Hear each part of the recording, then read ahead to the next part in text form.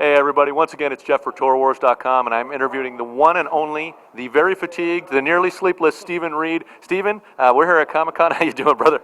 Nearly sleepless, yeah, that's about right. Less sleep last night than I have had in quite a long time. But despite that, you're having a very good show. A lot of big announcements, but the real question I have, how many copies of Star Wars The Old Republic are going to be available? Now, the pre-orders opened up, and some of the pre-orders immediately sold out at some locations. Obviously, it bodes well for the game. You can't sell an infinite number of copies when the game launches. What's the story on that? So, basically, we've done a lot of research into the game. We've looked at a lot of market research about how many people are interested in playing the game, how many people are interested in buying on day one, and those numbers came back, and those numbers were considerably high. And we've certainly looked at the number of people, and then we've looked at sales projections by territory and everything else.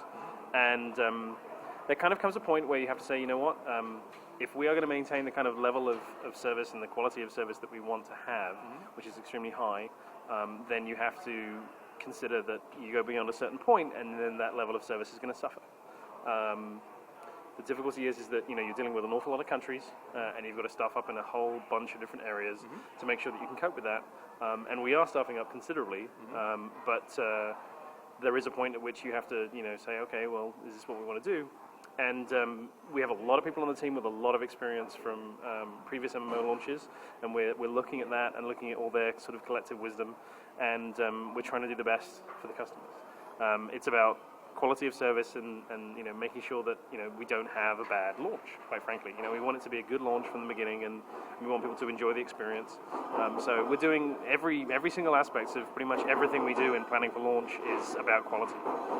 And this is one of the things we had to do, and it's a tough decision. Now, a bad launch for an MMO is something that no one will ever forget nor forgive.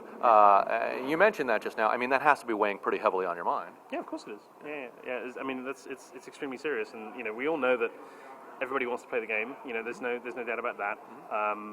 But ultimately, I should point out, everybody will. We'll get it into every country that wants to play it. And one thing I've been saying in the past, and I will say again, is that we're really very, very, very focused on story. And yes, I know that people can complain about the possibility of spoilers, but assuming you can keep yourself spoiler free, the story will still be there for you. Whenever you get to play it. And I mean that in terms of in 2 or 3 years' time, when someone who is completely casual and doesn't even know about the game, when they pick it up, that story will still be there and it'll still be great. There is a sense with MMOs of feeling that you have to be there on day one, and that you have to be the first to max level and everything else. And honestly, that's not the kind of game that we're trying to make.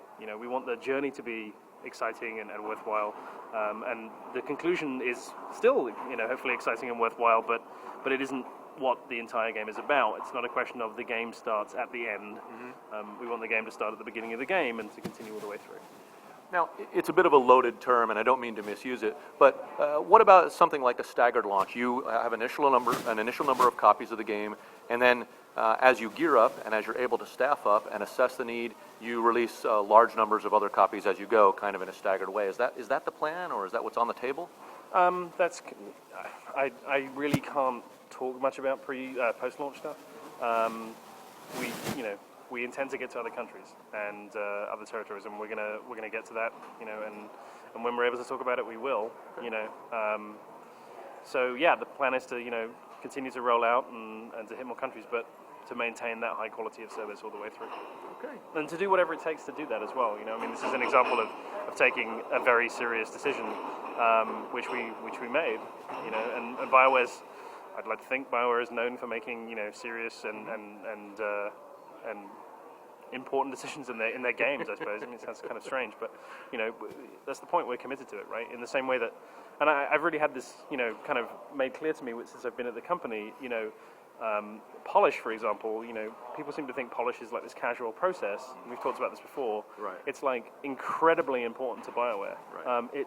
And countless people have told me that the last X number of months before a BioWare game ships, many things can change, and it takes it from being a great game to being an exceptional game. So now we're talking about quality of service as well as quality of game, and that means that we're going to make some tough choices if we have to. Thank you very much, Stephen. Really appreciate your talking to us, and appreciate your candor in regard to the subject. I think, speaking very frankly on the difficulties of a very challenging launch for a very big game, it's not easy to do. So give us one last word. You're right, it's not.